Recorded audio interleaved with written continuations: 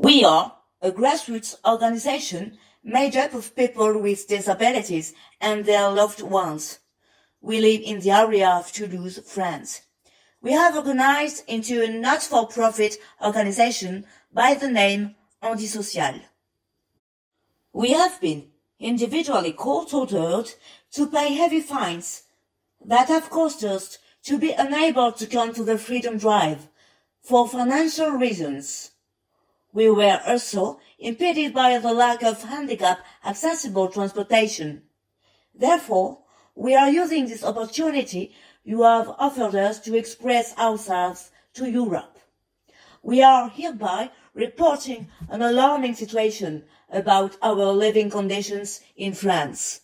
We are committed to improving our living conditions and those of all persons with disabilities. We are forced to be activists and to organize acts of non-violent civil disobedience. We are no longer working to improve our conditions, but only to hold on to certain rights we obtained in the past. Some of these rights have been removed, while others severely amputated by our current French government. We contested the rolling back of our rights and tried to be heard by taking non-violent actions as activists. As a result, we have already been ordered to pay a 750 euros fine. This is equivalent to almost an entire month's income. In addition, we are at risk of being imprisoned for up to 5 years with an 18,000 euros fine per person. On December 14th, 2018, we were able to enter Toulouse Blagnac airport as a result of a huge security breach that was left unintended by the airport. We alerted the proper authorities prior to entering by the open and secured gate. Prior to this action, we had alerted our political representative in Parliament. We brought to light the government's lies regarding alleged motives quoted within new laws and regulations. We exposed the reality of laws and rules and the rolling back of our rights.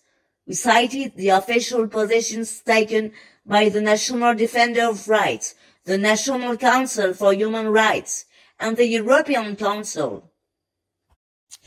Tired of seeing our rights eroded, we tried to show our anger and desperation by entering an open gate with journalists present. We showed our faces to cameras.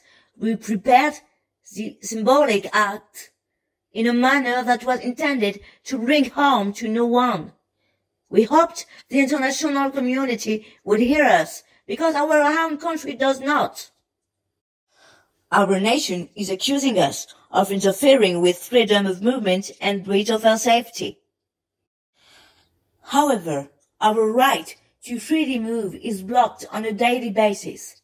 Each day, each hour of our existence in our country, we are prevented from moving freely. Some examples are: public transportation is often not handicap accessible. 97% of Paris metro and many others are not accessible. The sum of obstacles still in our way remains obstacles 44 years after the first law was passed, intended to allow us to move about freely like all other citizens. We are blocked by stairs, narrow pathways, and sidewalks that remain not accessible. Furthermore, our safety is at risk. Many persons with disabilities are mistreated and abused in institutions and at home. Accessing health care is a recurring problem, exacerbated by poverty for the majority. Consequences are dire for the health of those people. However, who condemns the French government about this? Beyond the few examples cited, the current government does not respect our basic rights, nor the ratified international convention in this regard. Since President Macron and his team have been in power, we have seen our rights unravel. The first, not the least, our right to housing. The alarm law from November 23rd, 2018 divides by 5 the percentage of new housing that will be built to accessible standards, whereas the previous law required 100% of housing to be accessible. Our income for subsistence is substantially below poverty. For those that are the most dependent among us, certain resources called resource complements have been cut altogether. That will be a loss of 80 euros per month. Disability income will be removed in favor of lesser income. The freedom to live autonomously in a place of our own choosing is a mirage in today's France. These observations were shared by Catalina de Vandas-Aguilar, UN Special Rapporteur for the Rights of Persons with Disabilities. After visiting France in an official capacity, she expressed concern about the segregation persons with disabilities are faced with in our country. She also worried about the lack of fundamental rights being granted and deprivation of civil rights. Institutionalization is the fate of the majority. We accuse the French government of organizing in-home abuse by not adjusting the compensation of handicap assistance. It has been increased by 20 cents in 13 years. It has very restrictive criteria. We can no longer count the number of complaints received about unacceptable situations with regards to human rights violations. Certain companies that purport to represent the voice of persons with disabilities while making money providing services failed to send the human assistance needed by dependent persons at home. Other companies send a different person each day, so there is no continuity of care. Rights, hard won, are not honored. For example, the right to accommodations for a disability are not acted upon. They don't have meaningful impact on out-of-pocket expenditure with which we are faced. Financial help to adapting a car, a home, or other technical devices is refused. Right now, in France, people are suffering. Some die because of the lack of help granted for their specific needs. One of our members has recently died in spite of our multiple public alerts. The list is long.